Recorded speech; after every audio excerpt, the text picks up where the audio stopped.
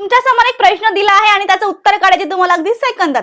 प्रश्न बघूयात। एक माणूस अ ठिकाणाहून ब ठिकाणी ताशी वेग 60 किलोमीटर तास वेगाने गेला। ब ठिकाणाहून अ ठिकाणी ताशी 40 किलोमीटर तास वेगाने परत आलाय। त्याचा प्रवास सरासरी किती वेगाने झाला? ह्याची शॉर्ट ट्रिक काय असणार आहे तर बघूयात। अगोदर जो अ आहे तो एका ठिकाणी 60 किलोमीटर वेगाने गेलेला आहे, त्यानंतर ब ठिकाणाहून अ ठिकाणी ताशी वेगाने परत आलेला आहे। जेव्हा ते वेगाने जातोय आणि परत येतोय तेव्हा त्यांची बेरीज होतील। जेव्हा वेग हे एकाच ठिकाणी जाणार म्हणजे सरळ, तर त्यांची काय होणार आहे? वजाबाकी होणार आहे। आता काय आहे प्रश्न आपल्याला, एक माणूस किती 60 किलोमीटर, तर मी हे 60 घेतले गुणाकारामध्ये, त्यानंतर किती 40 किलोमीटर घेतले। आता वेग किती आहे? 2 वेग आहेत, मी 2 घेतले भागाकारामध्ये। आता ते अगोदर गेलेला आहे, त्यानंतर तो परत आलेला आहे म्हणजे बेरीज, मग 60 आणि 40 किती होतील? 100। आता हे 2 0 कट, हे 2 0 कट, साइन चौक 24, 24 दुने 48।